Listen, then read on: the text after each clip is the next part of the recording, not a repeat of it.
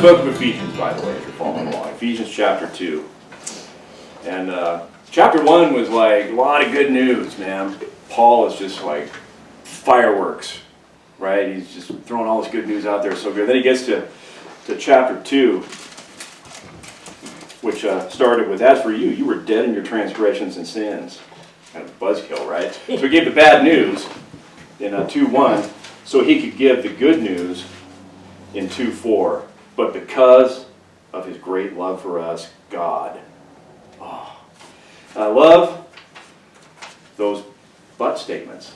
I love the buts in the Bible. They're so good. You know, he starts off with bad news, then he gives that good news. But God, being rich in mercy because of his love for us. And he goes on, that he raised us up by his grace, seated us together with himself, and that is our new neighborhood. Right? This is where you guys used to live. We're talking about the old neighborhood, the old easy. This is where you used to live. You don't live there anymore. This is your new neighborhood.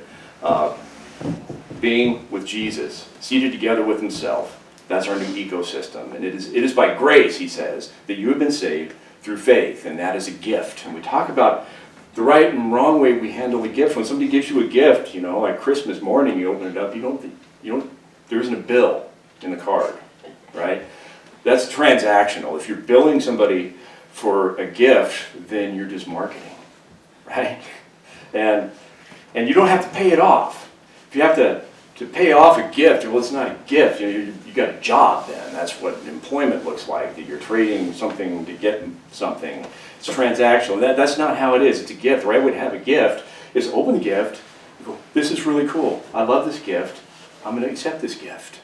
And I'm going to use this gift. This is going to help make my life better. And that's what you do with a gift.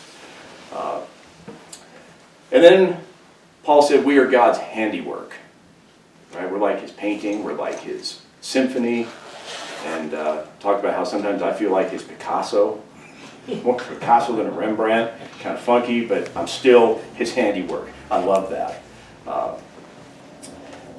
And we are created for good works that God has prepared in advance for us to do. So he's got a plan for us. He's got stuff for us to do once we come and we're seated at his table, once we have that gift, once we are his. He's got stuff for us to do that's going to make our lives rich, that's going to give us purpose. And we've got to find out what that is.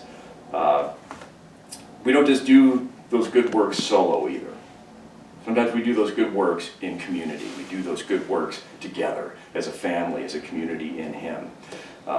So today, Paul starts on how to start. He's laying out the blueprint. Okay? He spends a lot of Ephesians talking about what the church is. And he's starting to lay down the blueprint of what the church is, what it's supposed to be. He's going to tell us what it's not supposed to be. So he's going to start laying out that blueprint today, what church community is, how the whole thing's supposed to work together. And so Paul goes back again today in our first section to the bad news. So he's going to he's going to bum everybody's day a little bit, and then he's going to bring it back. There's another but. There's another but coming, all right? So we pick it up today, Ephesians chapter 2, verse 11. Therefore remember that formerly you who were Gentiles by birth and called uncircumcised by those who call themselves the circumcision, which is done in the body by human hands, remember that at that time you were separate from Christ, excluded from citizenship in Israel, and foreigners to the covenants of the promise, without hope and without God in the world. Oh, that's a pretty bleak picture. It's like, dude, man, you're killing our buzz again. So, don't forget, he says, that you Gentiles used to be outsiders. You were called uncircumcised by those who call themselves the circumcision. It's like, what's the name of your band? We call ourselves the circumcision. Anybody starting a band, you can have that one. I don't plan on using that one anytime soon. Now in Philippians, I already talked about circumcision to a great extent, probably more than anybody wanted to hear. Hey! And so I'm not going to go down that road again, all over again. It's kind of an awkward subject to address in church. We talked about it in great detail. Basically, He's saying that, these guys that called themselves the circumcision, these were the Judaizers, these were the people who followed the law, and they were real quick to point out and call the Gentiles the uncircumcised, calling them names. Basically, they're being called names and insulted by these guys.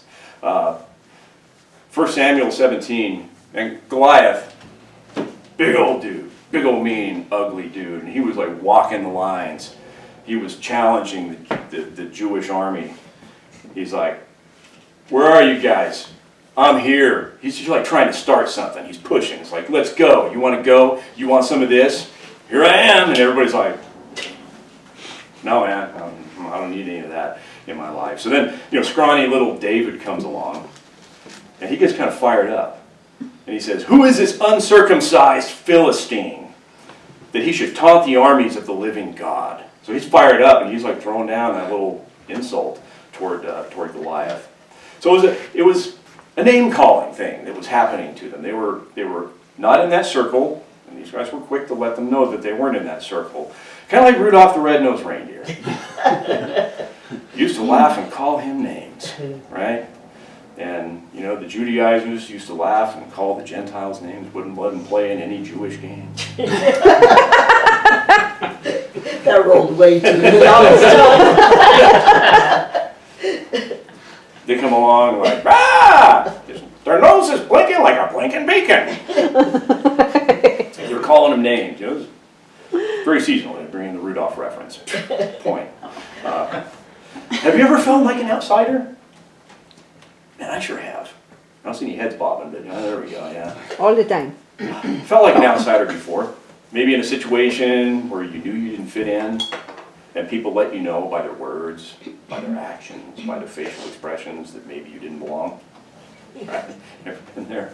If you've ever been in another country, even another part of this country, there are places you go where you kind of stand out. People know you're not from around here. We went to Kentucky. We landed in Nashville, and the first thing we did was get a rental car and leave because I got no love for big cities. And so we went into Kentucky, and we're like, woohoo, Kentucky Cracker Barrel. We're going to get the whole Southern experience here, right? So into the Cracker Barrel we go. We had the sweetest little waitress, but my wife's like, those people are looking at us. I'm like, did you see that lady mean mugging you too? Like, I didn't see the lady. I saw that guy over there. We didn't say anything. I felt like I was trying to be the total gray man, right? Not talk and say much. I didn't wasn't flying my California freak flag out there. Just trying to fly under the radar, but they knew. They knew. And they're looking at us, y'all from around here, right? There was another time we went to the Evergreen Lodge. You guys know where that's at? Over on the way up to Hetch Hetchy. That's where this is going.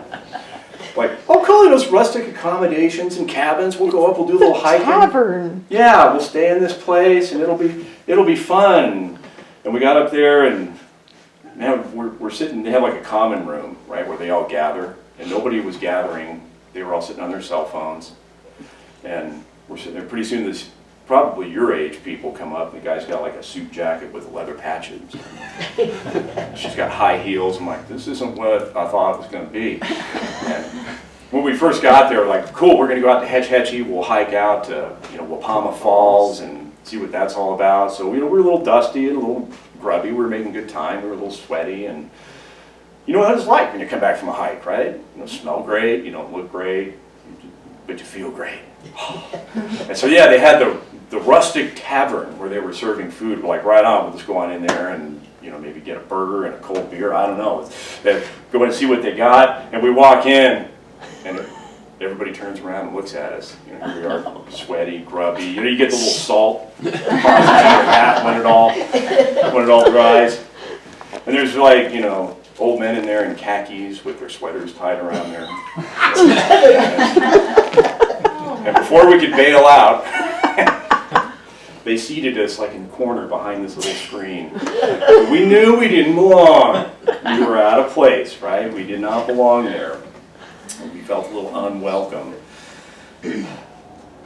So, yeah, Paul here, he's like, man, you guys were like that. You didn't belong. And there was a time when you were out of their circle, and they were happy to let you know that you weren't on this inner circle of these guys. And Paul will deal with the self-righteous name caller soon. But he goes on, and he says, more important than not belonging with those guys, more important than that, than the opinion of the Jewish folks, he says, at that time you were separate from Christ.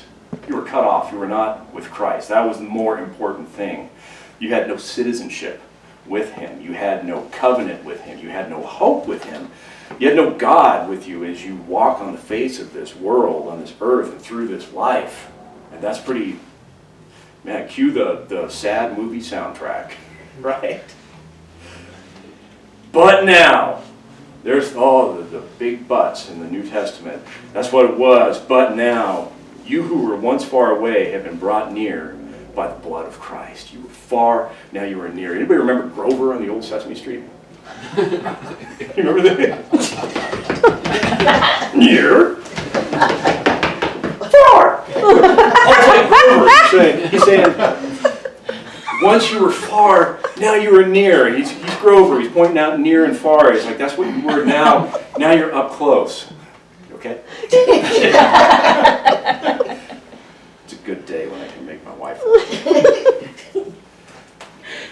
So, and then he demonstrates how they got to be up close with Jesus, and with Jesusopolis is what we call it, right? Yeah. Citizens of heaven. You ever get great tickets to a concert, backstage pass? Oh man, we've had a couple of those experiences. We're at the Shoreline to see Brad Paisley once, and Jimmy Wayne, who was touring with him, had swung through Black Oak Casino, and we'd done a show with him the night before. His tour manager's like, "Oh, if you're gonna be there, come on out, man. I got some backstage passes for you." And so we go. We're standing there at the little door, and it felt so good when he came out and he recognized us. "Hey, you guys made it. Come on in. Say hi to Jimmy." And so we went backstage. Didn't see Brad, but he was probably doing his own thing somewhere. But you feel important. You get the VIP experience. We did that with the Newsboys one time. We got the whole VIP ticket thing. And we didn't really want to see the Newsboys. They were touring with Disciple, and that's what we were really there to see. So we go in, and there's these people just geeking out in this little room, like meet and greet with the Newsboys. Christian geeks are so geeky. It's adorable. And we're like, eh. Yeah, you are. Ooh, Mary. What?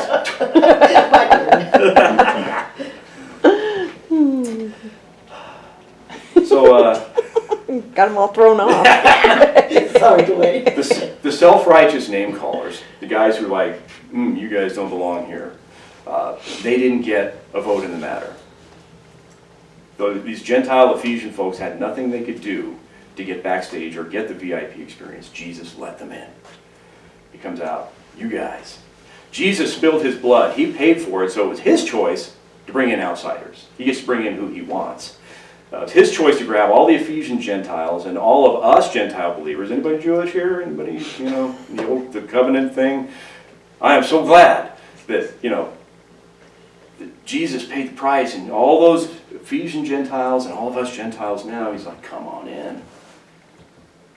Come on in. Brings us all backstage, brings us all into the VIP experience. He comes out, he sees you waiting in line, he's like, those are my boys! Those my girl! Come on, what are you doing out there? Come on in. And the people already in there are like, you let them in here?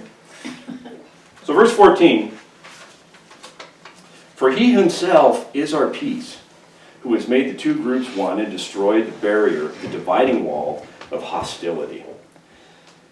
By setting aside in his flesh the law with its commandments and regulations, his purpose was to create in himself one new humanity out of the two, thus making peace, and in one body to reconcile both of them to God through the cross, by which he put to death their hostility. He came and preached peace to you who were far away, and peace to those who were near. For through him we both have access to the Father by one Spirit. Oh, the good news is getting better. It's getting better. So he is our peace. Jesus isn't a way to peace. Jesus isn't a road sign to help us find peace. He is our peace. He is our peace with himself. And where Paul's taking this, he is our peace with each other. Look at what Jesus did, where Paul's headed with this whole thing. He made the two groups one. So it's like, oh, you outside Gentiles and you self-righteous guys who are kind of snooty and being jerks about it, we'll bring you guys together. I'm going to make one people out of you for myself. Peace with himself and peace with each other. The legalists are all, you're going to let those uncircumcised dogs in here? Right, that was another, they like to follow uncircumcised with dog. Dogs were not well regarded in Hebrew culture.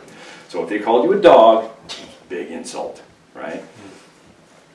You're going to let those Gentile dogs in here, those uncircumcised people? And the Gentiles are all, you're going to let those legalistic jerks in here? And Jesus says, I'm paying for it, so I'll let in whoever I want. I make the rules. I pay for it. In fact, I'm going to make you all one, and I'm going to blow up the barrier between you. I'm going to get rid of that thing. Now, the hard feelings were reciprocal and very mutual between the Gentiles and the Jews. The Jew hardly recognized the Gentile as human, what they call them uncircumcised dogs. The Gentiles didn't like the snootiness of the Jews or their religious rituals that seemed so strange and foreign to them. You know, they come in and check that out. Well, this Judaism thing is interesting. You're going to have to get circumcised. I'm out. No thanks. I don't need that in my life right now. Jesus wanted to make one new humanity out of the two, and by doing so to make peace between them.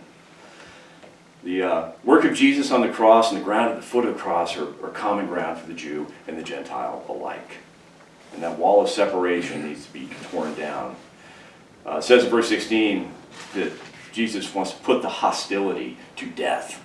That's pretty harsh language, isn't it? In the original language, it means to kill by any means, to kill it outright, to starve it out, whatever it takes to let this hostility die. It says Jesus preached peace. Peace to those that were far away and those that were near. Hugh Grover. And both have access in Christ to the Father by one Spirit. So Jesus wants to bring the far and the near together and have both of them close to Him.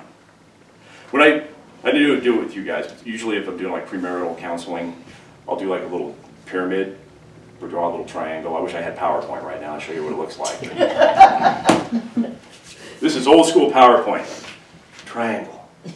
Right? I put God at the top and put the name of each person that wants to get married at the bottom. But if you want to get closer together, you need to make priority getting closer to God, because as you move along these lines toward God, you actually get closer together, right? So that's what we need to focus on now. Is we draw closer to God, we draw closer together as husband and wife, as friends, as communities. Pulling closer to God, we get closer together. Mammoth is really cool with their chairlift program. If you've been up there, you can go into the village, and there's other places, and you can jump on a chairlift and get to the top of the mountain from all kinds of different places. And that's what He's doing with us. We all come from different places, and we're jumping on the chairlift, and we're moving up to the top of the mountain. We're moving up closer to God. That's what He wants for us. So, we might look at this and think, wow, two groups becoming one people in Jesus, breaking down the barriers, killing the hostilities. That was a great thing for the Jews and the Gentiles of Paul's day. Good for them. Right? But this is just as much for us as it is for them. Ephesians, they think, was not specifically to the Ephesian church, but was kind of a blanket thing that got sent to a lot of different places. We have the one that got sent to Ephesus. But it was like just general good practices for building community, for building church, and things that we should take to heart. It is canonized into Scripture, so we look at it and we're like, yeah, we can benefit from this as well. It's just as much for us as it was for them. And what we're seeing Paul develop here again is the blueprint, the DNA of what church is, the body of Christ. And the walls of separation have to come down among God's people. The lordship of Jesus has to be greater than the division, past, present, or future, because we get together and we got sharp edges as people. Churches, I've said it before, and I've heard it said before, the churches would be perfect if it wasn't for the people. Right? But that's the struggle, the conflict is part of the deal, is working through those sharp edges, those little injuries. So we have, past hurts, present hurts. There's going to be hurts in the future. We need to get past that. We need to The lordship of Jesus has to be bigger than those divisions and those hurts. Whether it's politics, right? Man, this is a weird time politically. I'm not really happy with either party right now. Kind of a proud independent at this point. It's like, yeah, they're all letting me down. And man, politics, there are people that if you drop that I voted for this guy or I belong to this party, there are people who will just back away from you, right? And that's on both sides. And how sad that is, that even in the church, it's like, well, I was thinking about voting for this guy. I'm like, oh no, we can't be friends anymore. Are you serious? The lordship of Jesus has to be bigger than our political parties. Bigger than race. There are lots of races on this earth. I'm glad. I'm glad God didn't make everybody look exactly the same, talk exactly the same. I'm like, welcome to the United States of America. What'd you bring to eat? I love that. Bigger than race, bigger than economic status, bigger than language, bigger than the type of music you listen to, whether or not to have drums in church. Doesn't matter. The lordship of Jesus has to be bigger than these things. It has to be over that. If Jesus is not greater than our differences, then we need to step back. We need to learn from him. We need to internalize what the lordship of Jesus really means. Right? If we get into new election season, it's going to be ugly. I think after, it's going to be ugly. But just remember, we don't need a better Caesar. We need Jesus. Right? The lordship of Jesus needs to be over and above all that. God does not change, but he does engage a variety of cultures across the world, across this country. God works and loves people in Kentucky. And he works with people in California.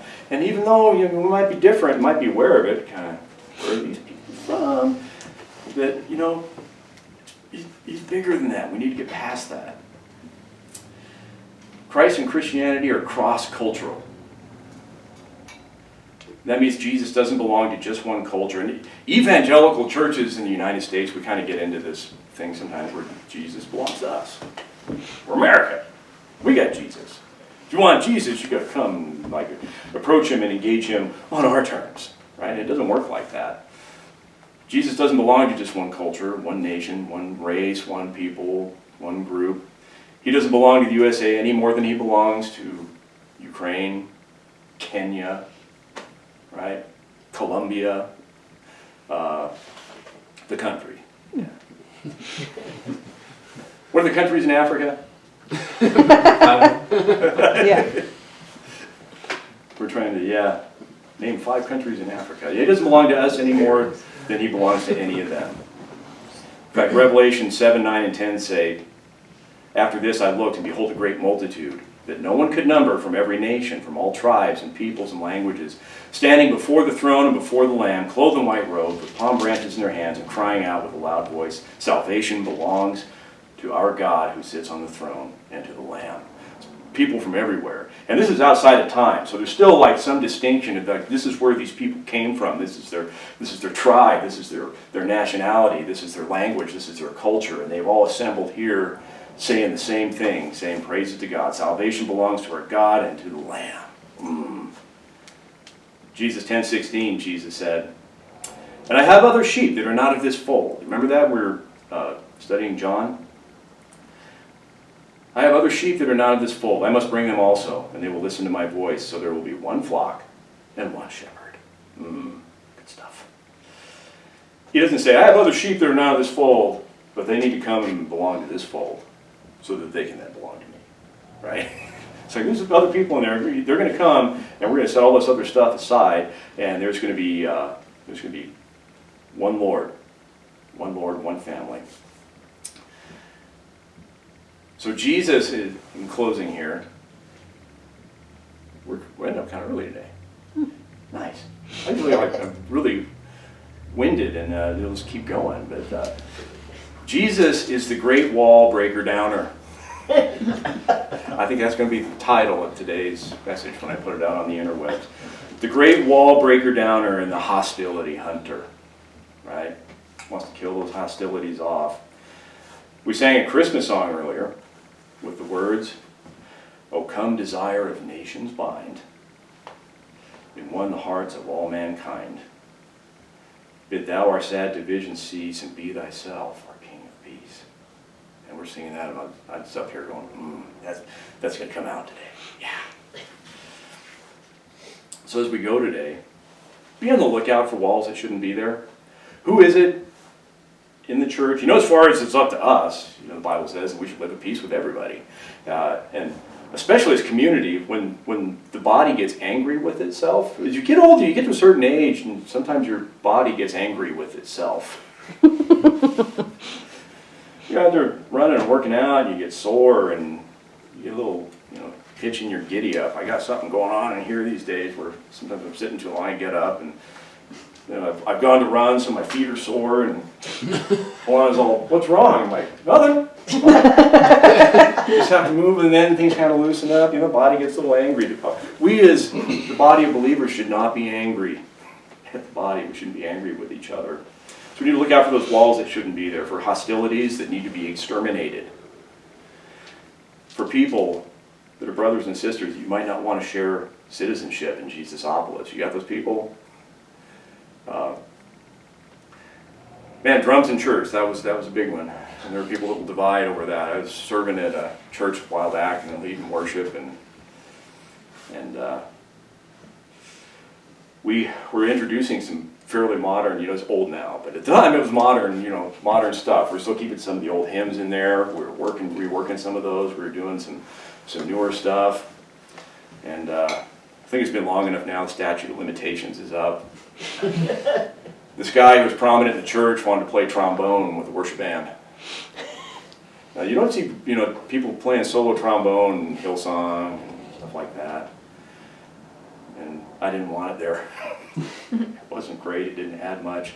But you know what? Jesus has to be Lord over that. It was fine. It was fine.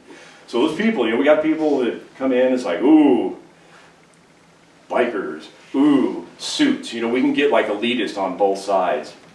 And I mentioned before, the church I served in Sacramento, we met at 3 o'clock in the afternoon. We had this one guy that would go where he went in the morning, and he would show up in a suit in the afternoon and meet with us and sit right next to a biker in leathers.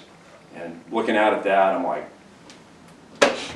this right here, right? Or, some people might be like, I don't know, I don't want to spend eternity in Jesusopolis with that guy. Well, guess what? Jesus paid, he gets to make the rules. So one shepherd, one flock, eliminating the barricades and hostilities is step one in understanding the blueprint of what church is. So more next week. We move on. All right?